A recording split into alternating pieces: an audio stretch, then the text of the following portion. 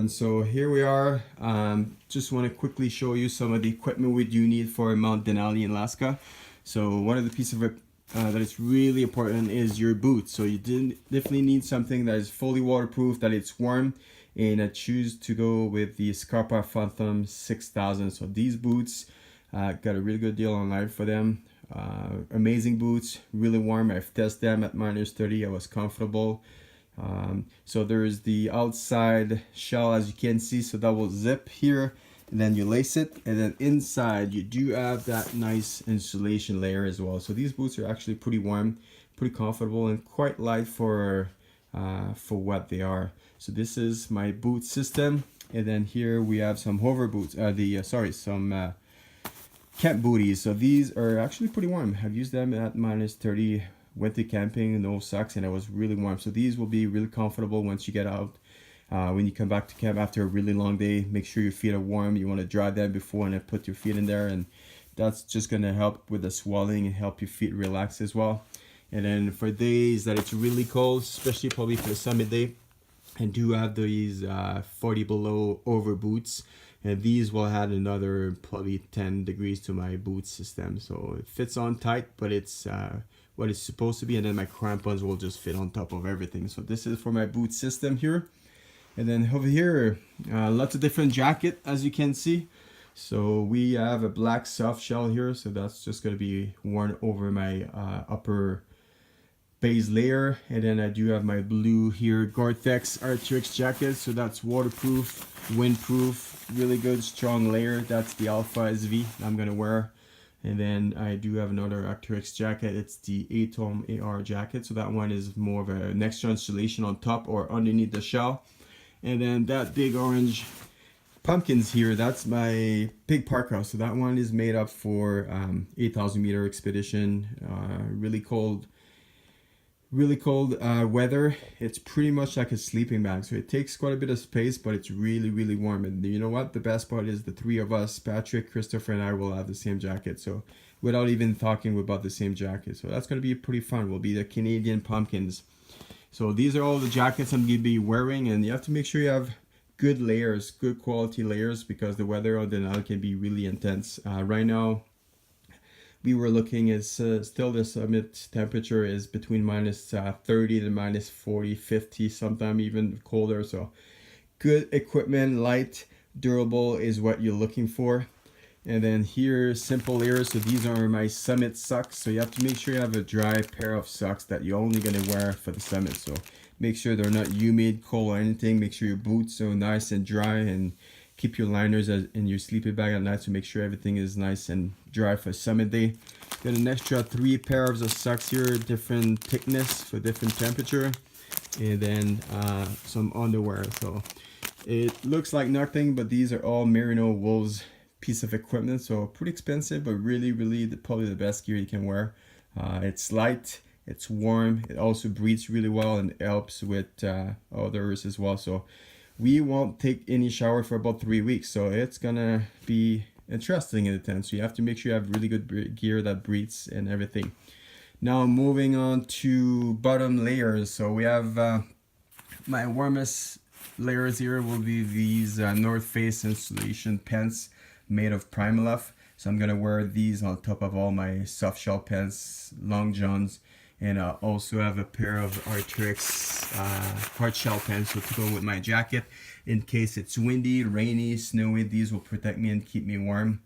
And then these will be my everyday pants, Arc'teryx pants as well, soft shell. So these are really stretchy, comfortable pants.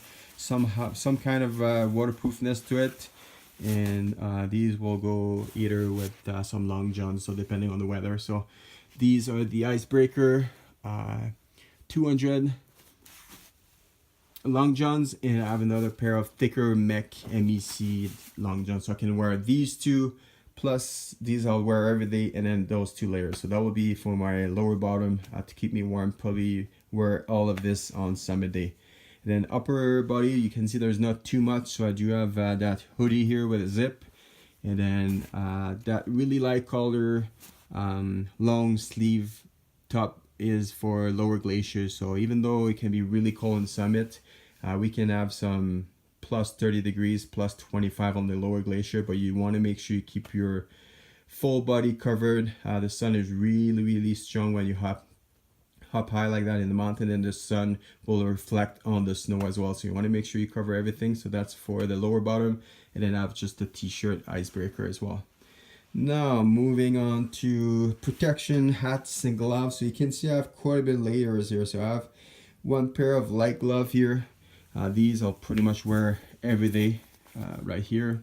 These are a little bit warmer ones for days that it's a bit colder. These will be really good gloves for a little bit colder than the base layer glove, but on days you need to use ropes and everything. So these are good technical gloves. And then these are my mountaineering gloves. So these are pretty warm.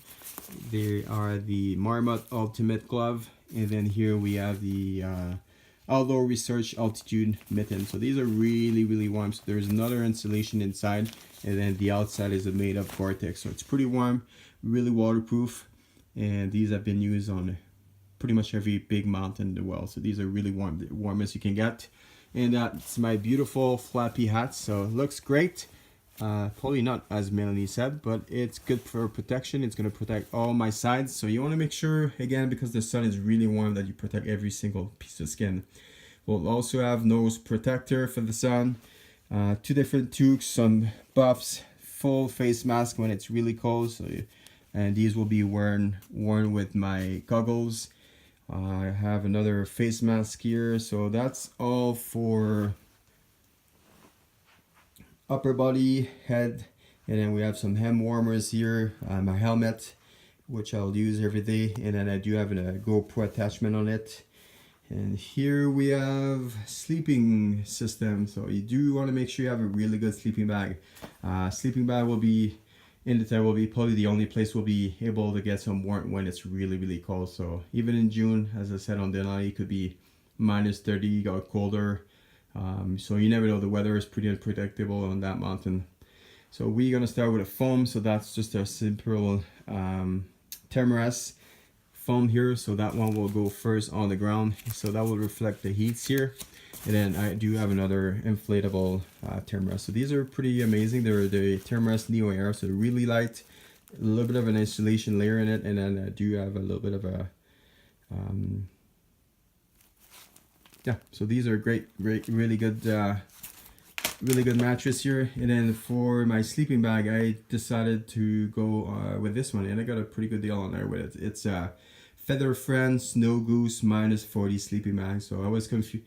I was a bit of unsure if I go with something a little bit lighter and not as warm, but at the same time I thought, you know, if something happens, I know I'll be warm. So that's probably one of the warmest sleeping bag you can get. Really lightweight, pretty comfy. We've tested at -35 when we did a training trip on the Columbia Ice Field, and that keeps us really warm. Here we go. Here's my banner. Really proud of it. And then the other side is also in English. So again, if anybody would like to help, please go on my website or my Facebook page. So thanks to all our sponsors. You can see we've been pretty lucky. People have been really, really generous. So thanks to everyone. Communication device here. So we'll each have one of us a radio, so we can communicate between the 3 of us. With the park rangers, we'll get updates on the radio every day for weather. We'll also have GPS in-reach device. So with that one, you guys will be able to follow us on my Facebook page and website. We'll try to send messages every day or second day to let you know what's going on. And we'll also have a satellite phone in case of an emergency. So cooking equipment here. So I do have 2 of those sleeve for bottles. So that's to keep your bottle and your liquid warmer. It's a really good insulation. I have my thermos, fuel bottle here. Sponge is really useful to use to get all the frost out of your tent in the morning. And then 2 of those will be used as cutting board, but also cooking. So you want to make sure you have a flat, stable platform to cook on. And then here I have my stove. It's the MSR XJK stove. A little bit noisy, but it's amazing. It's really good for melting snow. And there is different supplies here we have with cooking and utensils and cups and pans. And so this pot is about 8 liters. So that's a really big piece of equipment we need, because all the water we'll get on Denali will be from melting snow. So you need a big pot, you need a good stove. So I think we're doing pretty well here, and then some garbage bags here we'll use for caching some of equipment. To carry all that beautiful equipment here, I do have a North Face 150 liter backpack. Actually, my two kids, Mikael and Miley, can fit in it. So this will be used with a slant. So we'll be carrying some of the weight in the backpack here. So this one is a Arc'teryx 80 liter pack. And down here, that's where we'll keep the heaviest of our gear. So we'll carry everything here in a sled as well. So for the tent, I decided to go with the North Face VE25 tent. A little bit heavy, it's 10.5 pounds, but it's been proven it's one of the greatest tents out there. It's great. It's been used on Everest, everywhere in the world. So didn't want to cheap out. It's gonna be our only shelter in case of bad temperature. So this is our tent. And here a little bit of equipment. So we decided not to ski because the three of us are not extremely comfortable in skis. And I think it would be a big challenge if you're not really good on the glacier, pulling a sled with a pack and coming down especially. I think it could be pretty dangerous. So I got some tube snowshoes. They're pretty light, pretty grippy. So these will be great on snow and ice. Will be good for traction, pulling the sled. I got two different trekking poles that will help keep our body and back straight. We have here, this will be used as it's a snow picket, so it'll be used to build anchors if we need to anchor the tent, or make an anchor if there's a crevasse rescue we need to do. Shovel, extensible, and a probe and beacon. So here is my axe, and I just put some insulation here so keep my hands warmer, and my crampons. So these will go over top of my over boots and pretty grippy. These ones are the BD contact crampons. And the last piece of equipment here is more like climbing gear. So there's not too much here. The West Buttress doesn't require too much equipment, but you somehow need a little bit of a minimum. So few non-locking carabiners, some slings. We might do the West Buttress. So we might do the West Rib. So Chris is going to bring a little bit more equipment. We'll have tunable single ropes, harness, which is really nice and light here, and we have Jomora pulleys, some cordlets. So this is just to give you guys an overview. So now it's gonna be time to fit everything in the bag. So well, good luck to me. Talk to you later, guys.